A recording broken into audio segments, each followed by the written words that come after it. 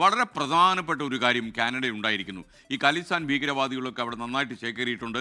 അവിടുത്തെ വോട്ടർമാരിൽ നല്ലൊരു ശതമാനം ഇത്തരം ആളുകളായിട്ടുമുണ്ട്. ഇന്നും കനേഡിയൻ സർക്കാർ ഇവർക്ക് അനുകൂലമായ നിലപാട് എടുത്തിരുന്നു. കാരണം വോട്ടിൻ്റെ കാര്യം ആലോചിക്കുമ്പോൾ. എന്നാൽ അതിൽ നിന്ന് വ്യത്യസ്തമായ ശബ്ദങ്ങൾ ഇപ്പോൾ കാനഡയിൽ നിന്ന് വരുന്നു. ഖാലിസ്ഥാൻ ഭീകരവാദി സംഘങ്ങൾക്ക് നിയമവിരുദ്ധമായി പ്രാദേശികമായി സഹായം ലഭിക്കുന്നുവെന്ന് കാനഡ തുറന്ന് സമ്മതിച്ചു എന്നുള്ളതാണ് ഏറ്റവും പ്രധാനപ്പെട്ട വാർത്ത.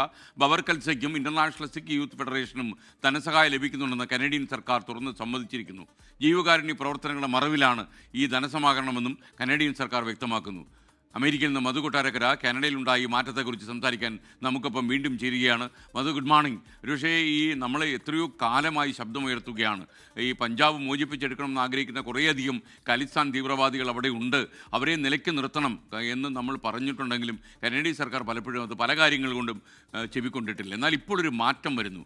അവിടുത്തെ ഭരണമാറ്റത്തിൻ്റെ പ്രത്യക്ഷമായ ഫലമാണോ ഇത്?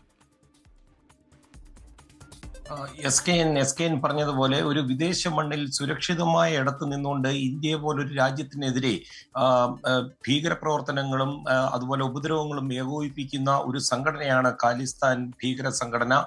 ഖാലിസ്ഥാന്റെ നേതാക്കൾക്ക് പരോക്ഷമായിട്ട് മുൻ ഗവൺമെന്റുകൾ, പ്രത്യേകിച്ച് ജസ്റ്റിൻ ട്രൂഡോ പോലുള്ള ഗവൺമെന്റുകളുള്ള സ്വാധീനവും പല പ്രാവശ്യം ഇന്ത്യ ഗവൺമെന്റ് ആരോപിച്ചിട്ടുള്ളതുമാണ്. ഇപ്പോൾ ഈ ഖാലിസ്ഥാനി ഭീകര സംഘടനകൾ പ്രവർത്തിക്കുകയും അതുപോലെ ഫണ്ട് ശേഖരിക്കുകയും ഒക്കെ ചെയ്യുന്നുവെന്ന് കാനഡ സമ്മതിച്ചിരിക്കുകയാണ്. കനേഡിയൻ മണ്ണിൽ ഖാലിസ്ഥാൻ ഗ്രൂപ്പുകൾ നടത്തുന്ന ഇന്ത്യ വിരുദ്ധ പ്രവർത്തനങ്ങളെ കുറിച്ചുള്ള ഇന്ത്യയുടെ ഇങ്ങനെയുള്ള ആവർത്തിച്ചുള്ള ആശങ്കകൾ കാനഡ വളരെ കാലമായി അവഗണിച്ചു വരികയായിരുന്നു.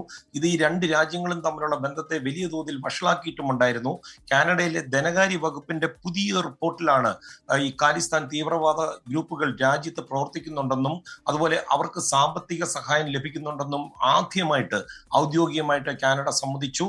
കാനഡയിലെ ഖാലിസ്ഥാൻ ഘടകങ്ങൾ ഇന്ത്യ വിരുദ്ധ പ്രവർത്തനങ്ങളൊക്കെ നടത്തുന്നുവെന്ന ഇന്ത്യയുടെ നിലപാടിനെ പിന്തുണയ്ക്കുന്നതാണ് ഇപ്പോൾ പുറത്തു വന്നിരിക്കുന്ന ഈ ഔദ്യോഗിക റിപ്പോർട്ടുകൾ.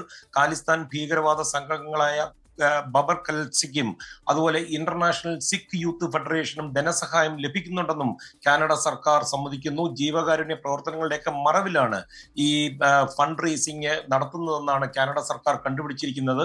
കാനഡ ആസ്ഥാനമായിട്ടുള്ള ഖാലിസ്ഥാൻ തീവ്രവാദികളുടെ ഈ അക്രമ പ്രവർത്തനങ്ങൾ ദേശീയ സുരക്ഷാ ഭീഷണി ഉയർത്തുന്നുണ്ടെന്ന് നേരത്തെ ഒരു കനേഡിയൻ സെക്യൂരിറ്റി ഇന്റലിജൻസിന്റെ സർവീസിന്റെ ഒരു റിപ്പോർട്ട് വന്നിരുന്നു. ഇത് ജൂണിലായിരുന്നു ഈ റിപ്പോർട്ട് പുറത്തു വന്നത്. S K N.